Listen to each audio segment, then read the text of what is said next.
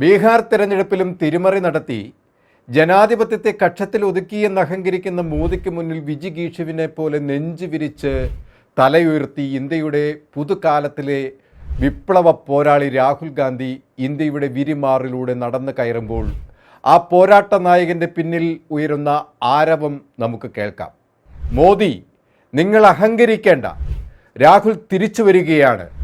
തീയിൽ കുരുത്തതാണ് രാഹുൽ, അത് വെയിലത്ത് വാടാൻ മനസ്സില്ല എന്ന് മോദിയുടെ മുഖത്ത് നോക്കി പറയാൻ കെൽപ്പുള്ള ആത്മവിശ്വാസവുമായി തൻ്റെ കൺമുന്നിൽ പിടഞ്ഞു വീണ മുത്തശ്ശിയും അച്ഛനും നൽകുന്ന ഇന്ത്യ എന്ന ആത്മവീര്യം, ഭാരതത്തിൻ്റെ മാറിൽ തങ്ങളുടെ രക്തം ചിന്തി അവർ എഴുതി പൂർത്തിയാക്കാത്ത കർത്തവ്യം ചിതറിത്തെറിച്ച് തുടിക്കുന്ന മാംസ കഷ്ണങ്ങളിൽ നിന്നും ഇന്ത്യയുടെ ആത്മാഭിമാനം മക്കളിലേക്ക് പകർന്ന ദേശാഭിമാനിയുടെ ഓർമ്മകളുമായി ഇന്ത്യയിൽ ചരിത്രം വായിക്കുന്നവരുടെ പേടി സ്വപ്നമായി രാഹുൽ ഗാന്ധി കുതിക്കുമ്പോൾ അവർ അദ്ദേഹത്തെ ഭയപ്പെടുക തന്നെ ചെയ്യും. അതെ മോദി, രാഹുൽ വരുന്നത് ചതിയിലൂടെ മോദി സമ്മാനിച്ച പരാജയത്തിൻ്റെ പടുകുഴിയിൽ നിന്നുമാണ്.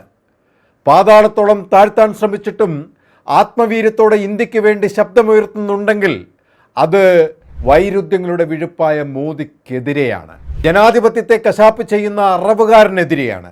മതേതരത്വം വെട്ടിമാറ്റുന്ന വർഗീയ ഫാസിസത്തിനെതിരെയാണ്. കുറച്ച് വർഷങ്ങളായി കോൺഗ്രസിന് തങ്ങളുടെ സ്ഥാനം ഉറപ്പിക്കാൻ വേണ്ട അവസരം കിട്ടാതെ വളക്കൂറുള്ള മണ്ണിൽ BJP വാഴുകയായിരുന്നു. BJPയുടെ ഈ വളർച്ചയിൽ ഒരു നിഗൂഢത മണത്ത രാഹുൽ ഗാന്ധി അതിന് പിന്നാലെ രാപ്പകലില്ലാതെ പ്രയാണം നടത്തി പഠിച്ചറിഞ്ഞപ്പോൾ രാജ്യം തന്നെ ഞെട്ടിച്ച കാട്ടുകൊള്ള പുറത്തു വരികയായിരുന്നു. അതാണ് രാജ്യം ഞെട്ടിത്തെറിച്ച വോട്ടുകൊള്ള തട്ടിപ്പിലൂടെ ഓരോ സംസ്ഥാനങ്ങളും പിടിച്ചടക്കിക്കൊണ്ട് ബെഗന്റെ മനസ്സുമായി രാജ്യം വേണ മോദിയുടെ പുറംപൂച്ച് വലിച്ചിഴക്കപ്പെടുമ്പോൾ രാജ്യം ഏറ്റവും നാണം കെട്ട അവസ്ഥയിലേക്ക് കടന്നു പോകുന്ന ദയനീയ അവസ്ഥയും നമുക്കിവിടെ വെളിവാകുകയാണ്.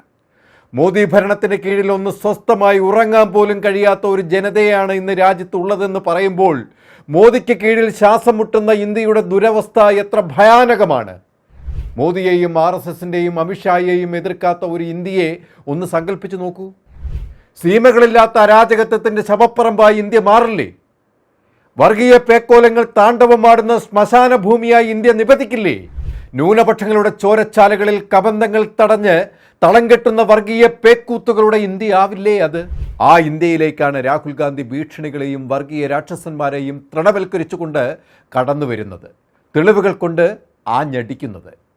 മഹാരാഷ്ട്ര, മധ്യപ്രദേശ്, ഉത്തർപ്രദേശ്, ഹരിയാന തുടങ്ങിയ രാജ്യത്തിൻ്റെ സംസ്ഥാനങ്ങളിലൊക്കെ തന്നെ തെരഞ്ഞെടുപ്പ് കമ്മീഷനെ ഉപയോഗിച്ചുകൊണ്ട് ജനാധിപത്യത്തെ അട്ടിമറിച്ചുകൊണ്ട് ഭരണത്തിലേറിയ BJP ഇപ്പോൾ അവസാനമായി ബീഹാറിലും തെരഞ്ഞെടുപ്പ് അട്ടിമറിച്ച് ജയം നേടിയപ്പോൾ കോൺഗ്രസും ഇന്ത്യ സഖ്യവും രാഹുൽ ഗാന്ധിയും തളരുമെന്നും അതിൽ നിന്നും കോൺഗ്രസിൻ്റെയും ഉന്മൂലനം സാധ്യമാകുമെന്നും പ്രതീക്ഷിച്ച മോദിക്ക് മുന്നിലേക്കാണ് പുഞ്ചിരിയോടെ, പോരാട്ട വീര്യത്തിൻ്റെ ആത്മബോധത്തോടെ രാഹുൽ ഗാന്ധി തലയുയർത്തി ഉറച്ച ചുവടോടെ കടന്നു വരുന്നത്. ഓർക്കുക, മുൻപ് മൻമോഹൻ സിംഗ് പ്രധാനമന്ത്രിയായിരുന്ന സ്വന്തം സർക്കാരിൽ തന്നെ നിന്നുകൊണ്ട് ജനത്തിന് വേണ്ടി സ്വരമുയർത്തി തന്നെയായിരുന്നു ഇന്ത്യൻ രാഷ്ട്രീയത്തിലേക്ക് രാഹുൽ ഗാന്ധി കടന്നു കയറിയത്.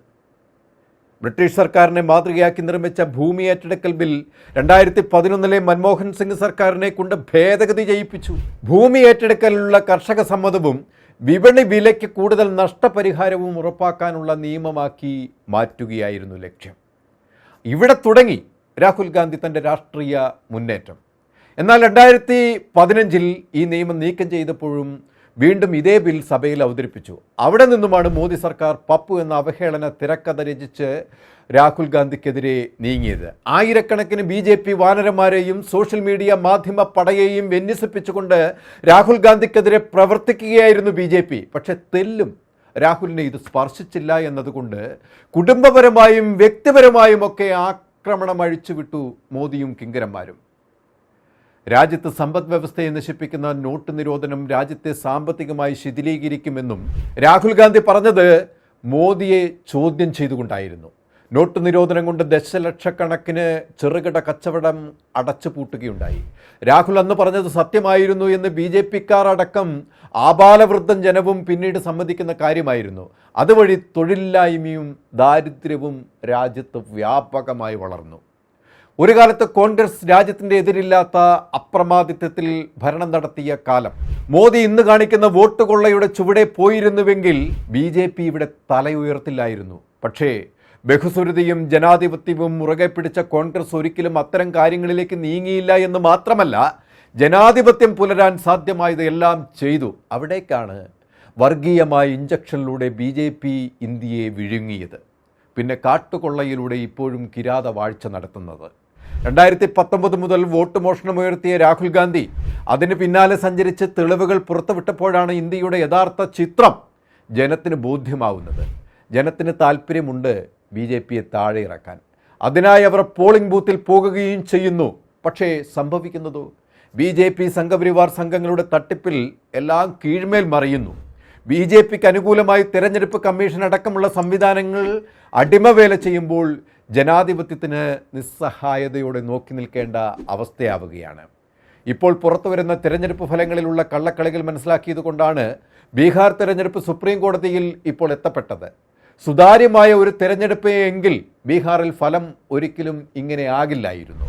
പക്ഷേ ഈ പരാജയം ഇന്ത്യ മുന്നണിയെയോ കോൺഗ്രസിനെയോ രാഹുൽ ഗാന്ധിയെയോ തെല്ലും തളർത്തുന്നില്ല എന്നതാണ് തെളിയുന്നത്. 2024 400 സീറ്റ് എന്ന് അഹങ്കരിക്കാൻ കോപ്പ് കൂട്ടിയ BJPക്ക് വൻ തിരിച്ചടിയാണ് ഇന്ത്യയിൽ അന്ന് സംഭവിച്ചത്. കേവല ഭൂരിപക്ഷം പോലും ഒറ്റയ്ക്ക് നേടാൻ സാധിക്കാതെ വന്നത് രാഹുൽ ഇഫക്റ്റും കോൺഗ്രസ് ഇതര കക്ഷികളും ചേർന്ന് ഭരണഘടന ഉയർത്തിപ്പിടിച്ചുകൊണ്ടുള്ള മുന്നേറ്റങ്ങളാണ്. ഒരസ്തമയത്തിലും ലോകം അവസാനിക്കില്ല, നാളെയും ഉദയമുണ്ട് എന്നത് ആരും മറക്കണ്ട.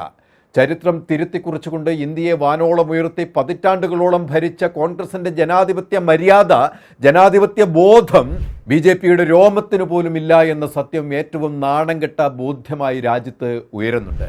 താൽക്കാലികമായി നീതിന്യായ വ്യവസ്ഥയിൽ ഒരു പ്രതിവിധിക്കായി ഇല്ലെങ്കിൽ ഒരു പ്ലാൻ ബിക്കായി തയ്യാറെടുക്കുകയാണ്. ധ്യാനേഷ് കുമാർ വോട്ട് ചോരി പത്രസമ്മേളനത്തിന് പിന്നാലെ പറഞ്ഞത് പരാതി വേണമെന്നതാണ്. അത് വജ്രായുധമാക്കുകയാണ് രാഹുൽ ഗാന്ധിയും മഹാഗഠബന്ധനും. ബീഹാറിൽ തോറ്റ 202 മണ്ഡലങ്ങളിലെയും തോറ്റ സ്ഥാനാർത്ഥികളെ പാറ്റ്ന ഹൈക്കോടതിയിൽ തങ്ങളുടെ എതിരാളികൾക്കെതിരെ ഇലക്ഷൻ കേസുകളുമായി സമീപിക്കാനിരിക്കുകയാണ്.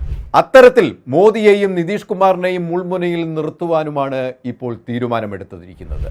അതോടൊപ്പം മറ്റ് 12 സംസ്ഥാനങ്ങളിൽ നടന്നുവരുന്ന തീവ്ര വോട്ടർ പരിഷ്കരണത്തിനെതിരെ രാജ്യവ്യാപകമായി പ്രക്ഷോഭം നടത്തുവാൻ കോൺഗ്രസ് തീരുമാനമെടുത്തു കഴിഞ്ഞു.